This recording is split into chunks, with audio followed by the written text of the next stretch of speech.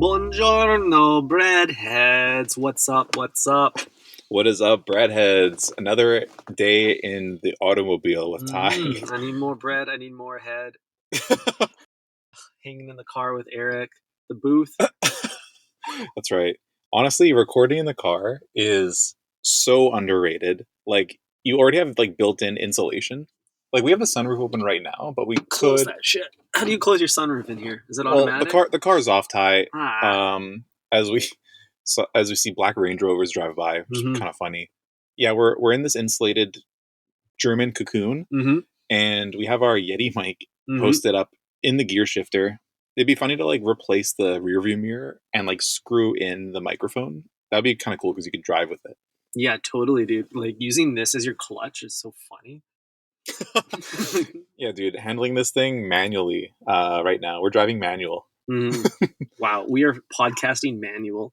That's But right. we're on the streets. We're on our beat today. I feel like two guys in a cop movie.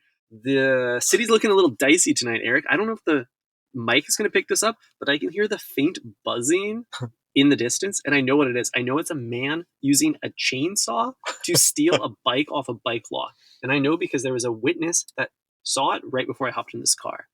Yeah, it's true, and I can verify Ty's statements because as I pulled up, I had heard some sawing in the distance. I was thinking like, oh wow, it's kind of late for construction. It's like, what kind of hour is this for construction? But then, yeah, Ty was able to confirm that it was a bike being stolen. Yeah. Any ID on the bike? No ID on the bike, but it's pretty ballsy to jack a bike with like a tool that large, like, and that loud. There's sparks flying everywhere, a loud buzzing, bzzz, and how are they gonna like bike with a chainsaw in their hand? That's gonna look like some like purge ass shit, you know?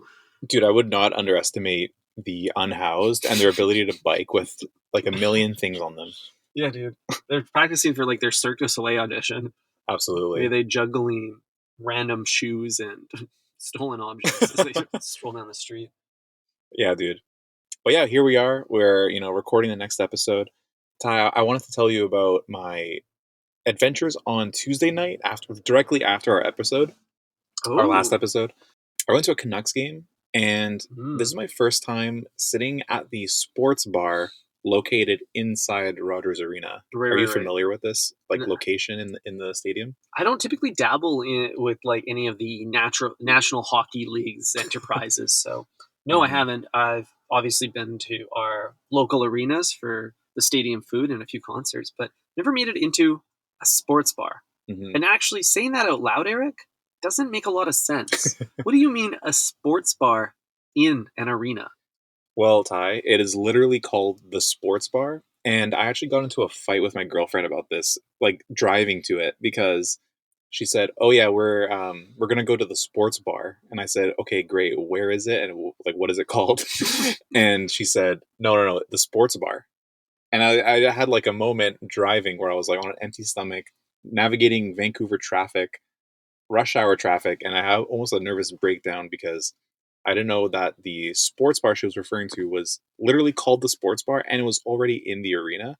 So like going to the sports bar is like irrelevant information completely because I already know I'm going to the game. So I'm so confused here though. Like, why would you go to a hockey game, pay for the tickets to go sit in a simulation of a sports bar while to watch the game that's happening live in front of you? Like, I'm assuming you're sitting in a booth watching the game on a TV. It's true. It truly dumbfounded me, Ty, because I walked in and it is exactly like you would imagine. It's a sports bar. There's like 900 TVs, all like 30 inches. Like you only need like one 80-inch TV. Think about it. But there's like several like monitor-sized TVs plastered around the entire venue, all showing the Canucks game. So they're all showing the same game until you go to the bathroom, and that's where women's soccer is playing. Interesting. So it was really strange. I was like at the urinal with the women's soccer game like an inch from my forehead, and that was extremely boring. I couldn't wait to finish pissing. Getting back to watching the game. Exactly. But then, Ty, you kind of like walk through this place, and again, I want to reiterate: this is like you enter from outside, you go into the stadium, and that's where it is, right? You go upstairs, and then you just kind of like go to the back, and then you can see the ice from like tables. So you can see the ice, but then you think, nah, I'm good. I want to watch that over here on this 42-inch TV. It's so strange. It's almost like watching it at home, except you also are watching like a laugh track or something because the audience sounds are very, very loud, obviously. Wait, is there a delay? Like, do you hear a roaring cheer down in the stadium, and then a second later you watch the puck go in the net on the TV? That is a good question, but I'm not an idiot. I just went and watched the game normally and took advantage of the table service that was Mm, provided. I think that's the real value here.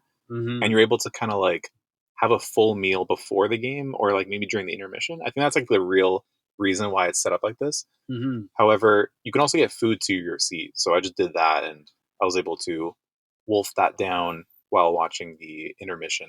This is all so fascinating because you, Eric, are a known stadium food hater. So walk me through how you ended up in this situation. Well, Ty, obviously this is some corporate sponsorship. Mm-hmm.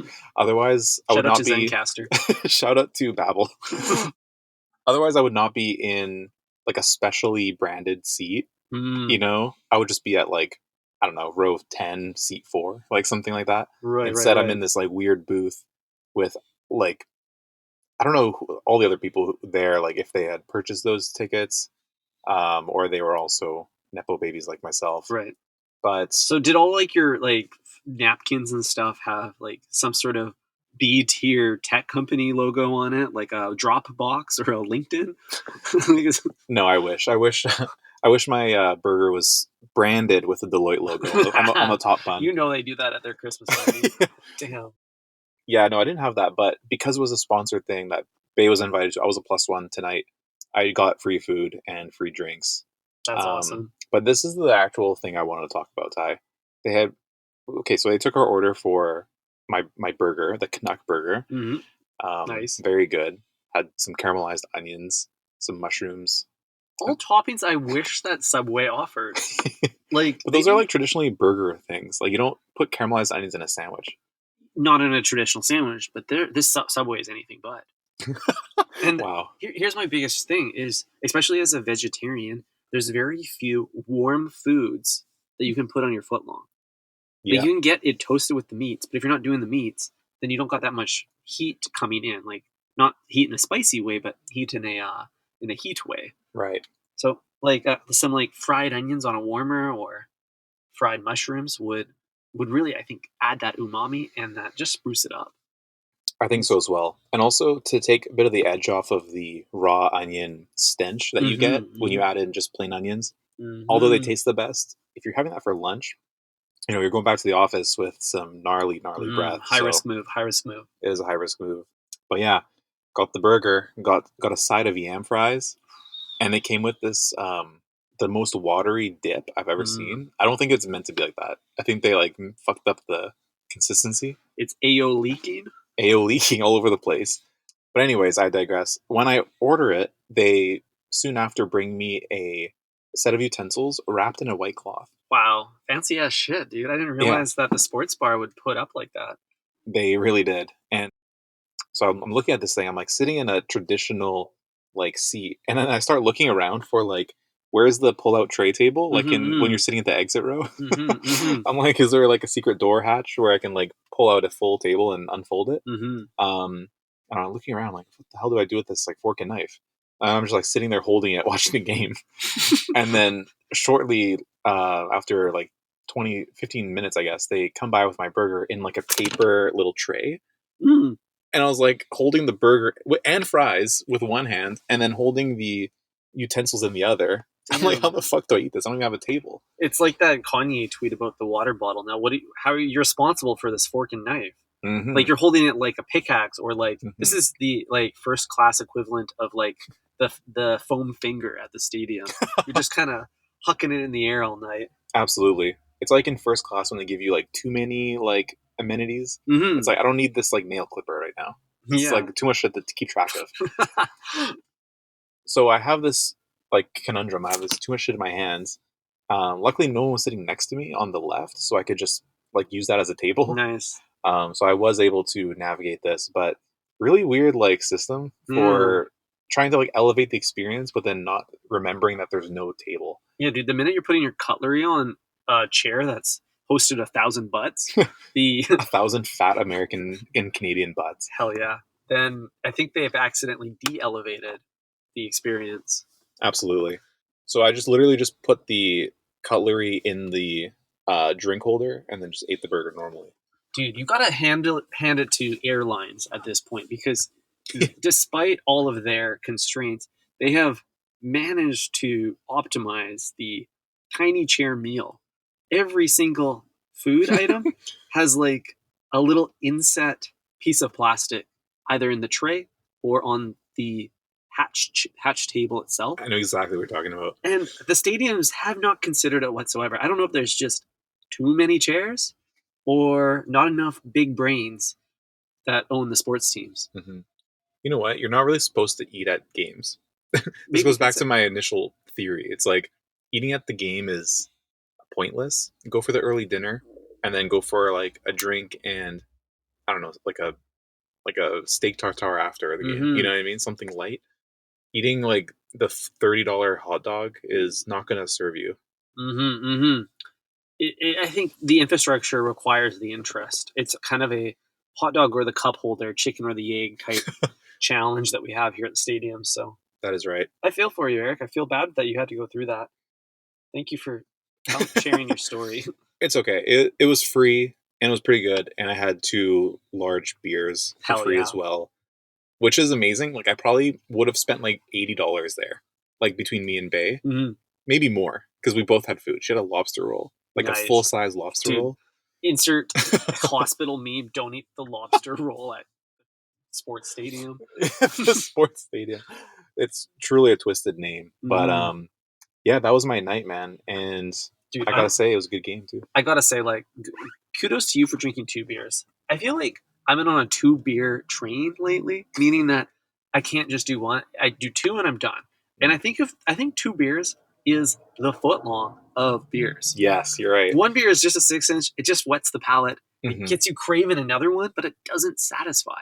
I guess it kind of depends on the size too. Like when you go to a brewery and there's like an option for like a 12 ounce or a 24 ounce, it's quite literally a 6-inch and a 12-inch. It really is. And if you don't get the 12-inch beer, you're kind of a pussy, and then like your friends have every right to make fun of you. Yeah, totally. It really depends on the beer, though. Like, I have a strict rule I live by, which is no drinks over 12 ounces unless it's water or light beer. Not even a 12 ounce or 24 ounce dark IPA. That's so much dark IPA, my guy. I don't think I could handle that. Maybe I could. I think you could. could. I think I could, but we've got to draw the line somewhere. We do. Speaking of footlongs, Eric, I need to talk to you. I need to circle back on a conversation we had last episode with the breadheads, and it was about the footlong cookie. Do you remember the footlong cookie? Yes, the footlong yeah. cookie. The one that's being thrown away by the Toronto subways. Thrown away is a good way to describe it for the breadheads who missed last episode. Subway is launching a footlong cookie nationwide for sale in all their stores. What a time to be alive. What we didn't talk about, Eric, is the other 2 footlong snacks that Subway is launching along with it. Okay. Not 1, but 2 footlong snacks. So how many feet are we at? 3? I think we're at 3 feet of snacks. 4 if you include the footlong. Yeah, dude, you can eat 4 feet of food at Subway, and they're all different. That's crazy. That is pretty crazy. Unless these other things are designed to be put in the sandwich. Mm-hmm. Well, they're not, but they could be used to augment a sandwich in some way. So let me walk you through them. The first one, Eric, is obviously the cookie. The second one is a footlong pretzel, which I think they're doing in collaboration with a great American pretzel company. I'm not sure which one, but there are many. The pretzel itself is almost like a pretzel bun. It's kind of like a fluffy pretzel, and it is 12 inches long and about 2 inches wide, not unlike the top bun of a sandwich. Oh, interesting. So it's just bread, straight bread. It's not like a legit pretzel where it's like a snack kind of vibe. Dude, it looks like a pretzel. Like it's got that golden brown gloss, like it was in a tanning bed all day or a toaster bed. Hmm. and it's got that flaky Malden salt. We everyone loves Malden Oh, hell saltiness, yeah. but hell yeah, But you know what? Interesting enough, pretzels have kind of like a more aggressive version of molten salt. yeah, totally, You know what dude. I mean? It's Like, kind of like it's like someone, hiked an ice mountain or mm, a salt mountain and carved something out of it. Like that's what it looks like. It's like a real aggressive just boulder of ice or mm-hmm. salt. I don't know why I keep saying ice, but that's what I think of when I see it on a pretzel. Well, dude, that pretzel is iced out with those flakes, man. It is rough. It is raw. It is like it's natty salt, really, is what it is. It's Oh au yeah, natural, straight from the Himalayan, mine, Himalayan. from the Himalayas, the roughest part of the world, maybe. Yeah, that shit is peak, fam. Wow. So you could have a pretty delectable meal if you could take the Malden salt and put it on the footlong chocolate chip cookie. Oh Dude, yeah, yeah. yeah, yeah. That's like a little mousetrap for women. You could put that out and like women would sniff it out and come for it. I'm having a hard time picturing this pretzel footlong. Is this something you make a sandwich out of? So they're marketing it as a snack, which is insane to even call any like 12 inches of any food a snack. But here we are. So it's meant to be eaten on its own. However, you could totally swap it for either the top or bottom half of your bun. Oh wow. Yeah. So you could have say the sandwich artist, cut it in half, huck that huck the hood, and we're gonna swap it for this custom mod. I mean, more reason for Subway to carry butter. Because Mm-hmm. imagine like slicing that open, getting some butter, then having them throw that in the toaster. I think that'd be actually perfect, perfect little snack. Dude, it's a great travesty that butter hasn't graced Subway's menu. Can you believe that? I can't believe Like, that. what the hell? Maybe it's just hard to keep. You know what I mean? Like the milk to go is in the fridge for a Mm-hmm. reason. It's true. But you know what? Butter is the most adaptable, flexible. I don't really know. Resilient is the word, probably the most resilient of Of all the the dairies. dairies. Yeah, Yes. yeah, yeah. I think you're totally right. Mm-hmm. Because that shit stays out. If you're Yeah. French, like you go to a French person's house, they got a block of butter like on the counter, Mm-hmm. and that's because they like finished the last block last night. You know what I mean? It's like every day is a new block. For sure. But even if you were consuming the butter at a slower pace, it will outlive you. The butter is Yeah, last yeah, man standing. that's right. So I gotta get Bay on this train. We gotta get a nice like Le Creuset like dish hmm for our butter, hmm and then just put that right on the counter and keep that there every day. yeah, And dude. because nothing's worse than like trying to navigate a cold stick of butter. Here's my problem with Le Creuset because many people like it. I'm sure many of the breadheads like it. I get it, heritage brand, first people to kind of do the pot They or the they really pot did the pot collection. well. Yeah, they did the pot. They did all the pot accessories, but I think their color palette sucks. Oh, Even absolutely. both evergreen, the core collection, and seasonal colors are all bad. Hmm. They need an actual designer to come in. Like I want the Rick Owens black lacquer set. Mm. So they don't have just a black one. I don't think if they do, it's probably like a Mazda 3 style charcoal gray. I see. I see. hmm Um, yeah, I think there's probably like two or three colors that I would consider. White, obviously, hmm depending on the thing. Like if I'm getting a little dish to sit on the counter every hmm day, yeah, let's just do a simple Yep, classic I white like white. dish. That's hygienic too. That's good. Yeah, you can People will see be attracted to the butter. that's right. Or, and this is like the funky side of me coming out, I'd go for a little forest green. Yeah, I can see that. That Yeah. would look fresh. I think that would also contrast the yellow tint of the butter nicely. It's literally the Subway palette. Oh shit, maybe that's why I like it so much. The I old Subway The green, old not the Subway new green. shit. Yeah, so I currently am rocking a mint green butter dish on my counter, Oh, and there you go. it's a very Great minds. similar shade to the yellow, so they Okay. pair really nicely together and it has that kind of naturalness. So I see Got where it. your head's Okay. at, King. Cool, cool. Hmm Is that everything? Is there another one? There is one more foot long snack if you would like to brave it. Oh God, is it's not a piece of fish, is it? Mm-mm-mm. Nope, that would be crazy. Just the branzino at Subway. Dude, do they even make fish that big anymore? Thought we overfished them. But no, we're going south for this one, Eric. We are going all Okay. the way to Mexico because Subway has culturally appropriated the foot long churro Oh on the shit. Okay. menu. I This could brave a little churro. Dude, this came out of nowhere for me. Like Subway has basically forgotten its faux Italian roots completely. Hmm. They've thrown that doll down and they picked up Mexico as their new one. You're like, we're gonna play with the Hmm. churro and the guacamole now. You know what? Churros, they had like a wave maybe in the early 2010s Mm-hmm, of mm-hmm, being like the most expensive and popular dessert. mm-hmm. Um, but they've kind of like plateaued a little bit. But I do think now they're having a bit of a renaissance, Ty. Because in Hong Kong, I had a Michelin star churro. Whoa! That's right. This What? little place in Hong Kong, it's like when you walk in, Ty, you could be anywhere in the world. The branding is so just accessible, Cool, cool. and it had nothing to do with Hong Kong, but that's where it was. Like Subway. Exactly, Yeah. exactly. You walk in the subway, I'm transporting to Roma. You know, Mm-hmm. Dude, you're not in Rome. You're not in New York. You're in Subway. It is a world in of itself. that's right.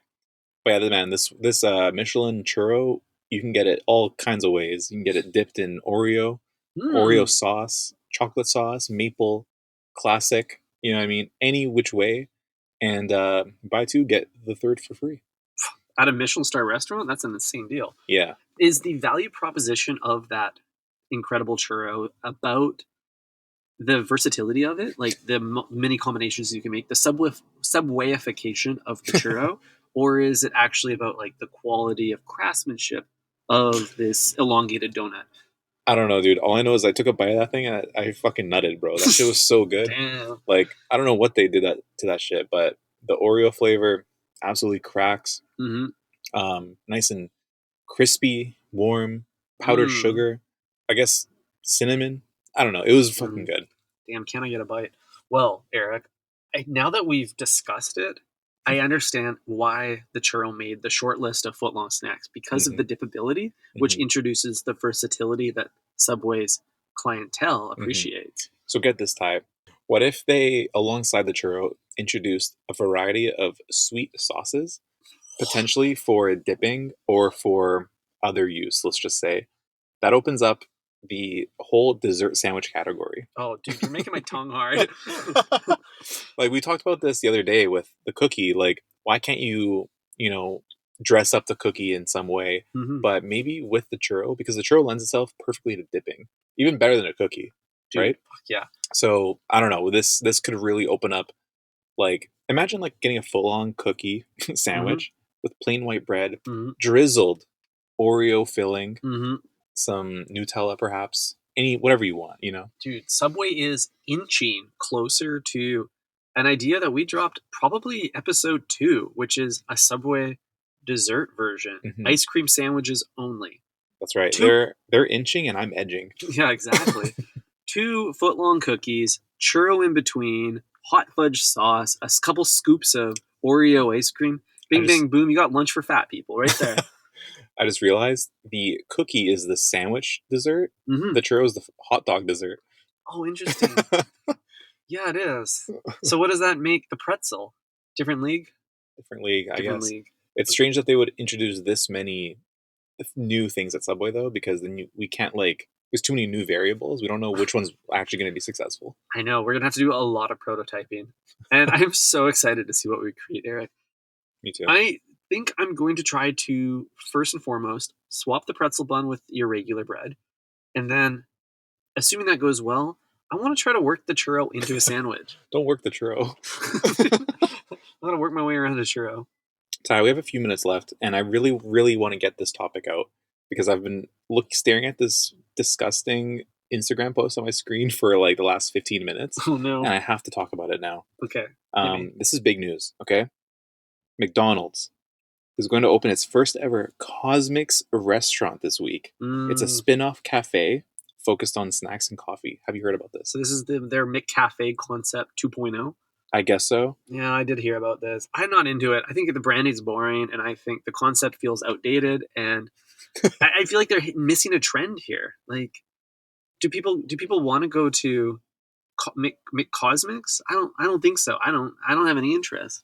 I don't think so either. It doesn't really feel like it's enough of a departure from McCafe to make it interesting enough to go to, Hmm. other than the maybe exclusivity, because right now there's going to be 10 of them, 9 of which are in Texas. Mm, interesting. So if you're not in Texas, then maybe there's like some novelty here. It's like look at this strange logo on my cup that Mm-hmm. no one else can get. Mm-hmm. But yeah, you're right. It just feels like the same thing. So I'm looking forward to seeing how they innovate on this. Basically, innovating a new way to kill us. I'm looking forward for them killing off the whole project. I think it's stupid. I think so too. I feel like if McDonald's really wanted to do the cafe concept, I think they should have gone like way over the top highbrow, like Hmm. Louis Vuitton cafe vibes. Triple down on unique branding. Like I want a little artisanal M pattern in the foam of my latte, That would be cool. served in like a really nice like Jasper Morrison designed like latte cup by a server at McDonald's who's only wearing an apron and nothing underneath. Like I think that's kind of the vibe they should be going for if they want to make a cultural impression and also I don't know, connect with consumers in an interesting way. This thing's so bland. I feel like it's a worse version of McDonald's. Hmm. When you phrase it that way, I'm even more confused because then I'm thinking like, who is that even targeting? Me, Okay, podcast hosts. podcast hosts. But if it's like if you're trying to get at the high spend, low age market, Hmm. which I think that's what you're saying, like there's so many cafes that are already doing that, and they have lineups out the door. Like, Hmm. do you foresee people waiting outside of McDonald's for coffee? I feel like McDonald's has such cultural like reverberations that if they could make something that's truly buzzworthy, people would want to participate in it. Think like Travi Patty. Like this doesn't feel like a Travi Patty moment at all. This feels like I don't know, like it just feels like a corporate expansion, second office. Hmm. It does. It does feel like a second office. Is this the essentials line for Fear of God? Yeah, Maybe it's maybe. just a diffusion. You know what I mean? Back to basics. You're not standing in line next to people who are hungry for burgers when you're ordering a coffee in the morning. I did always feel like there was something kind of whack about ordering a coffee while like there's a dude literally eating a hamburger next to you. It does take away a bit of the je ne sais quoi of the Americano. Absolutely. It's like, why am I sharing the drive through with a bunch of fat asses Yeah. who are ordering like 8 junior chickens for their 4 kids? Mm-hmm. Like, I just want my, I don't know, double double Mm-hmm. in like a nice paper cup, and that's all I want, you know? Yeah, yeah, yeah. If I'm spending $4 on a half sweet vanilla latte, and the man next to me is getting 20 chicken nuggets for $5, we should not be at the same restaurant. Yeah, It doesn't absolutely. make sense. There's a conflict of interest there. I totally agree. So there is an opportunity for McDonald's to figure this out and offer a bit more of a compelling cafe experience. Hmm. But I think I think that opportunity is across the fast food industry. Subway could step in. They have a Subway cafe concept. There's one in Vancouver. It's so bad, it's awful. There's a Subway Yeah, cafe. yeah, it's on Abbott Street by the stadium you graced the other night. That's a cafe. It says Subway Cafe outside. Have you ever been in there? It's almost the same as a Subway. Just no seating, There's probably. just no seating. Yeah, it's just and it says Subway Cafe and it has a different logo everywhere. Interesting. Huh? This could be a case of a franchisee going rogue. Ooh, We pointing could to their probably hand. report them to HQ in Philly. Do you think that they have a franchisee license and they've chose to deviate from the format, or do you think they're an entirely black market fraudulent Subway? Just stealing their logo. Mm-hmm. They have way too many brand materials in store for me to think that they just like took the logo and ran with it. Like that's like more Budway territory. Yeah, yeah, you're Real right, heads know. dude. But you could, in theory, there's enough Subways in every city. You could go steal one thing from each Subway and build your own. Like a That's couple true. chairs from this location, the Hmm. garbage bin from this location. And on Facebook Marketplace, like there's a Oh, a surprisingly high amount of like I don't know industrial toasters on there that are like from an old Subway that mm-hmm, went under. mm-hmm. So with a few grand investment, you could probably build your own, and it could be a perfect simulation. Hmm. I even saw a Subway mascot, Mr. Sub costume online used the other day. I sent it to Eric. I was going to show up to his house in it. I saw a for free the Subway booth, the old style, That would be and so cool, I dude. really wish I had the means to pick that up and store it somewhere because that's a piece of history right there. That could be the reporting booth. Oh shit, we could set that up like on your patio. You know what I So mean? cool, dude. Hop in the booth with me. Have a bite. Wow. Well, King, that's all the topics I had. Is there anything else you wanted to get off your palate? I could talk about Subway for another 300 episodes, Eric, but I'll save it for next week. Thank you, breadheads, for joining us today. Arrivederci. And buonanotte. Ciao.